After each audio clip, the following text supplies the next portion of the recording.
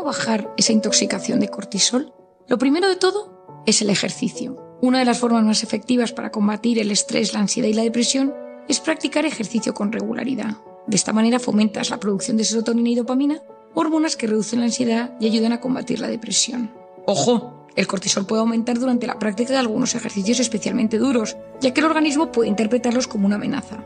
Además, sabemos que si el ejercicio se realiza en el campo, al aire libre, lejos del ruido y de la contaminación de las grandes ciudades, sus efectos resultan mucho más beneficiosos para el organismo. El ambiente en el que uno practica deporte importa, y mucho. La naturaleza y los seres vivos inducen en la mayoría de las personas un estado de bienestar, por lo tanto, si ese ejercicio lo puedes hacer al aire libre, eso te va a ayudar a bajar esos niveles de cortisol. La naturaleza nos ayuda a combatir las enfermedades mentales que podamos haber desarrollado, a concentrarnos mejor y a pensar con más claridad.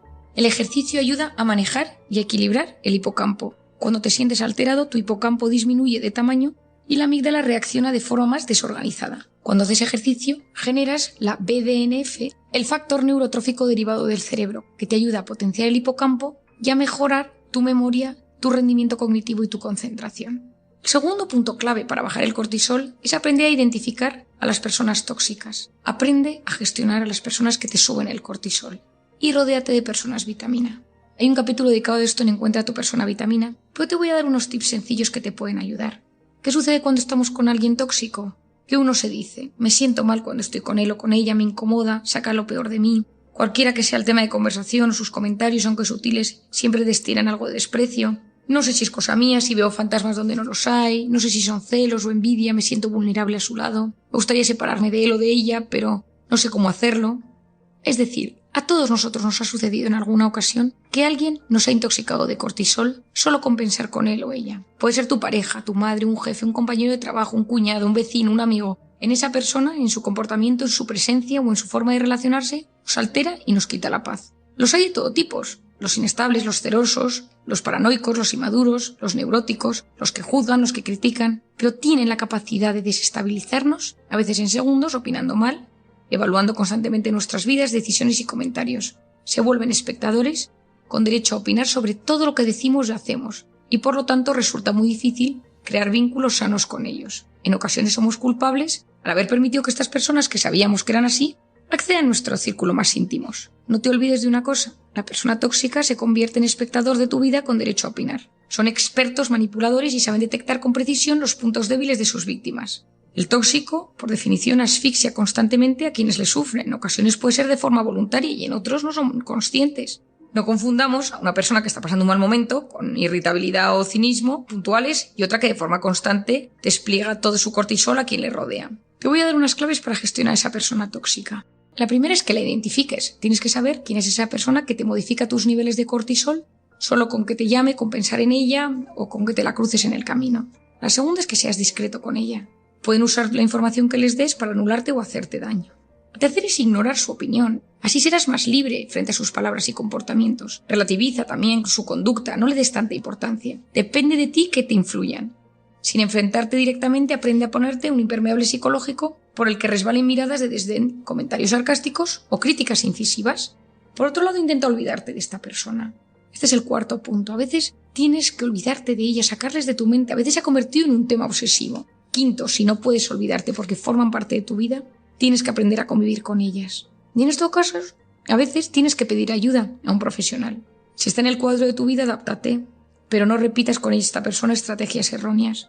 A continuación, pregúntate, ¿es un tóxico universal? Es decir, ¿es de esas personas que vive enfadado con el mundo y tú eres uno más? ¿O se trata de un tóxico individual, que curiosamente solo te afecta a ti? Tras este paso, haz un análisis en desmenuzar la raíz de la toxicidad. Intenta analizar aquello que te causa inquietud en tu relación con esa persona. Es decir, ¿qué sucede en ti cuando le ves? ¿Surgen sentimientos de inferioridad, de debilidad, de rabia, de temor, de ira? Sé en lo posible tu propio terapeuta, con papel y lápiz incluso, y avanza en el diagnóstico. Intenta comprender a esa persona tóxica. ¿Qué le sucede? ¿Por qué me trata así? Y finalmente, intenta perdonar. No siempre es fácil. Perdonar es un acto de amor y es ir al pasado y volver sano y salvo. Si quieres salir de ese círculo de personas tóxicas, ten cerca a personas vitamina. Son las que producen el efecto contrario a las tóxicas en la mente y en el organismo. Son capaces de alegrar el corazón en segundos. Recomiendo tener a mano personas buenas y alegres, con intenciones sanas, que fomenten y enriquezcan nuestro equilibrio interior. Las personas vitaminas son aquellas que siempre tienen la capacidad de devolvernos la alegría de vivir. Tenemos que frecuentar su compañía todo lo que podamos. El tercer punto que nos ayuda a bajar el cortisol es la educación de nuestra voz interior. Es tener pensamientos positivos. Disfrutar de la vida exige ser capaces de relativizar lo negativo y saber disfrutar de las cosas pequeñas. Vivir en constante alerta, angustia o tristes impide encontrar la paz y el equilibrio. Y la mayor parte de las cosas que nos inquietan son un cúmulo de micro preocupaciones que sumadas alteran nuestro mundo interior. Para evitar la angustia que nos generan las preocupaciones, hay que sustituir esos pensamientos por ocupaciones o ideas constructivas y positivas. Ocuparnos de planes, aficiones, personas, salir del bucle tóxico en el que nos metemos a veces de forma inconsciente. Me encanta esta frase atribuida a Van Gogh que dice: si una voz interior te dice no pintes, pinta con fuerza y acallarás esa voz. ¿Existe una voz interior? Es la voz que comenta todo lo que hacemos. Ese ruido mental a veces nos bloquea y nos hace mucho daño. Nuestra voz interior tiene que ayudar a sacar nuestra mejor versión. Cuidado con el autoboicot que nos lleva a fracasar antes de haber empezado algo. En psicoterapia yo trabajo mucho este tema. Conseguir frenar la corriente devastadora de pensamientos negativos que nos hunden y nos bloquean. Te voy a dar unas ideas sencillas para intentar no preocuparte tanto. La base de estas ideas consiste en reestructurar el cerebro y los automatismos que surgen en tu mente y te bloquean volviendo a ellos una y otra vez. Debes de ser consciente de que tus pensamientos son reales y existen. Por mucho que no te escuchen, palpen, tienen fuerza y capacidad de alterar. Me encantaría que al terminar repitas esta última parte incluso con papel y lápiz. Y que el hecho de ponerlo sobre un papel te ayude realmente a desbloquear la angustia que te produce esa voz interior negativa. Pregúntate, ¿esto que me inquieta es sustancial o carece de importancia? Detente un segundo. ¿Puede ser que mi mente me esté engañando, agrandando o distorsionando este tema? Acepta que a veces tus pensamientos no dicen siempre toda la verdad. Pueden ser correctos, pero a veces falsean o manipulan. Lo segundo es qué emoción me produce. Conociendo cómo somos, cuáles son mis factores de estrés, cómo es mi personalidad, cómo es mi estado de ánimo de hoy, ¿cuál es la emoción que yo siento? Y observa el impacto que cada uno de estos pensamientos genera en tu cuerpo. Toma conciencia de cómo puede influir en tu organismo un pensamiento tóxico dañino. Taquicardia, sudoración, dolor de cabeza, molestias gastrointestinales, contracturas musculares. Importante, no traduzcas automáticamente cada pensamiento en palabras. Uno es dueño de sus silencios y esclavo de sus palabras. Haz una pausa y pondera lo que vas a decir y sus consecuencias antes de expresarte. Y luego hazte una pregunta. ¿He sido capaz de salir de esto que me preocupa o de algo similar en otros momentos? ¿Cuál fue el primer paso para salir de este bucle? Y a continuación, ten cuidado. No presupongas lo que los demás piensan de ti. Estoy seguro de que este piensa de mí, estoy seguro de que este va a decir. Tus sospechas pueden ser infundadas, no prejuzgues, que eso seguro que te altera. Háblate en positivo, di algo sobre ti que sea cierto y que te ayude a crecer en seguridad. Siente esa emoción positiva, permite que llegue a tu cuerpo aportando bienestar. Agárrate al presente, a tu capacidad de actuar en el hoy y en el ahora. Y ten visión de futuro. Decide si esta es una batalla en la que compensa que te desgastes tantísimo. Si este pensamiento tóxico es el pensamiento en el que quieres estar metido en los próximos meses, que te acorte los telómeros, que te suba el cortisol o que te inflame. Relativiza, plantéate si lo que ahora parece decisivo tendrá importancia dentro de un año. No actúes ni respondas de golpe si tienes pensamientos automáticos negativos. Espera y date una oportunidad. Sé capaz de cambiar tu lenguaje sustituyendo, por ejemplo, problema por desafío o error por segunda oportunidad. Emplea palabras que acerquen al optimismo. La manera en la que te hablas tiene un impacto muy importante en cómo tus células se sienten. Busca lo positivo de cada situación. Cualquier circunstancia puede verse en clave de problema o en clave de solución. Y cuando estés en un momento de bucle mental, escribe el torbellino de pensamientos en un papel y refútalos. Si, por ejemplo, pones mi cuñada me odia, mi padre es agresivo conmigo, y luego empieza a redactar por qué te sientes así. Te sorprenderás. Hoy en día sabemos el impacto que tiene la escritura en desarticular pensamientos negativos. El siguiente punto fundamental que nos ayuda es la meditación o el mindfulness. En lo más profundo de los seres humanos existen potentes medios de cura.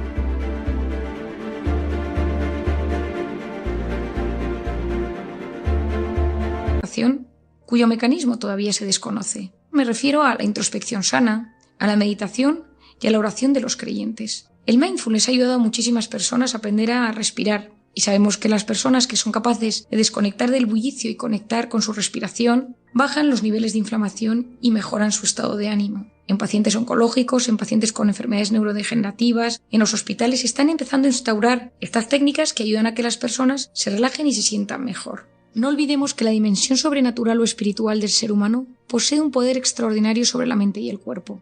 En mi caso particular, después de observar miles de pacientes a lo largo de mi vida, no puedo negar que existe una parte espiritual, una parte trascendental que el ser humano necesita cubrir de alguna manera. Si en esa parte trascendental la cubrimos con cosas materiales, con sensaciones o gratificaciones instantáneas, el vacío es mucho mayor. En las personas que viven su fe, sea la que sea, con fidelidad y paz, esto se traduce, según algunos estudios, en menor estrés. Esto se debe a múltiples causas, pero podemos intuir que el tener un sentido en la vida, una comunidad de apoyo, propósitos y metas, y la oración-meditación como mecanismo para lidiar contra los problemas y dificultades, contribuye al tan ansiado equilibrio interior. Hace unos años trabajé en Londres en el departamento de psiquiatría del King's College y colaboré con muchos investigadores y aprendí mucho. Fue una experiencia inolvidable. Recuerdo al profesor Andrea Danese, que se encontraba en plena fase de investigación sobre la relación entre meditación y la salud física.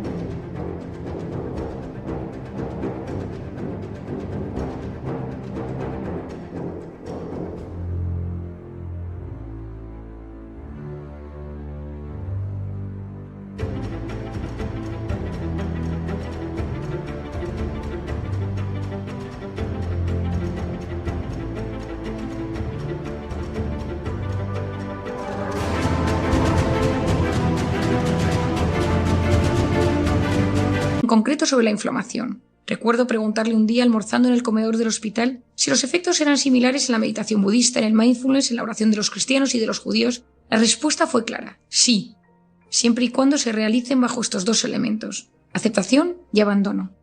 Me explicó que el problema de muchas personas es que acuden, por ejemplo, a la oración y algunas técnicas meditativas desde la angustia, exigiendo, implorando, y que en esos casos más que aliviar genera mayor intranquilidad.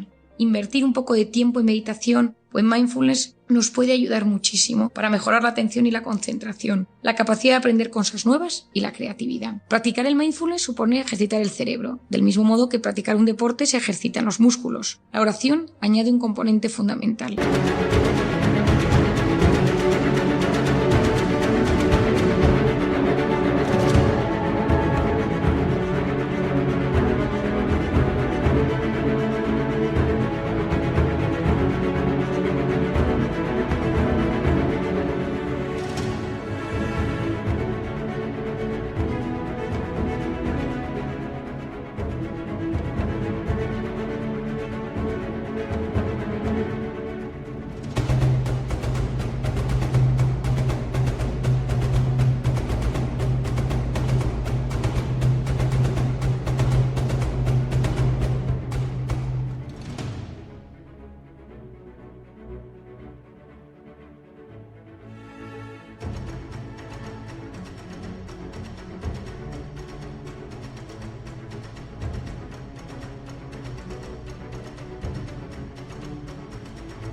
En el caso del mindfulness, la clave radica en soltar pensamientos tóxicos, asociándole una plena conciencia de los sentidos del hoy y del ahora. Cuando existe una visión espiritual de la existencia, la oración suma las ventajas del mindfulness a la fe de un ser superior, Dios, y la íntima confianza de que todo lo que nos sucede tiene un sentido. Hoy en día sabemos, tras varios estudios, entre ellos el del Dr. David Black, profesor de medicina de la escuela de Keck en Southern California, que ha publicado muchos estudios acerca del mindfulness en nuestra salud. Uno de sus hallazgos fue que existen efectos interesantes del mindfulness en el sistema inmune. Existe una reducción importante de los marcadores específicos de la inflamación. Ya conocemos los efectos nocivos de esta. Mejora el número de linfocitos T CD4, que son como los generales del sistema inmune, y sube la actividad de la telomerasa alargando los telómeros. Son el inicio de los estudios, pero son muy alentadores. Y finalmente, para bajar esos niveles de cortisol, la alimentación. En la alimentación tenemos diferentes alimentos que nos pueden ayudar a bajar la inflamación. El omega 3 es una manera muy sana de potenciar el estado de ánimo y la capacidad cognitiva. Hay 6 tipos de ácidos grasos omega 3, pero los que nos interesan son el EPA y el DHA. Nos concentramos en estos dos. El EPA es precursor de algunos eicosanoides. Son moléculas de carácter lipídico y posee funciones importantes inflamatorias e inmunológicas. Este ácido graso puede obtenerse a través de la ingesta de pescados, salmón, sardina, atún, arenque, nueces. En medicina interna este ácido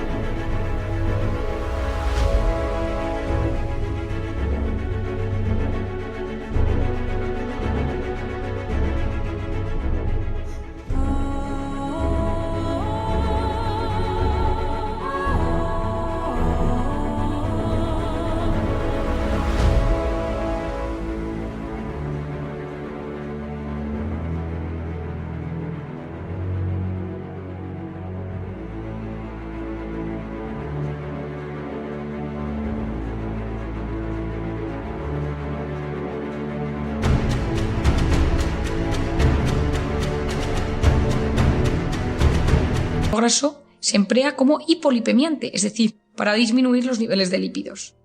El DHA se encuentra en los aceites de pescados y también en algunas algas.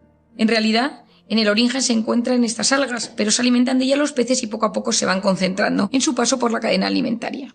Se concentra en el cerebro, en la retina y en las células reproductoras. Las neuronas y la sustancia gris del cerebro están compuestas de gran cantidad de grasa, por lo que este componente es clave para su desarrollo y función adecuada. El cerebro precisa de un nivel adecuado de DHA para su desarrollo óptimo. En caso contrario, nos encontramos ante un déficit en la neurogénesis y en el metabolismo de los neurotransmisores. Por lo tanto, el omega 3 posee una importante función antiinflamatoria. Hay alimentos que solo con tomarlos nos inflaman. La CRI, la comida rápida inflamatoria, que están compuestos a veces de grasas, hidratos de carbono, altos componentes en sal, y todo ello nos inflama y nos deteriora nuestra manera de relacionarnos con los demás y nuestro equilibrio interior. Una buena dieta inflamatoria en momentos malos nos puede ayudar a sentirnos mejor, a mejorar el estado de ánimo y a bajar esos niveles de cortisol que tanto nos perjudican.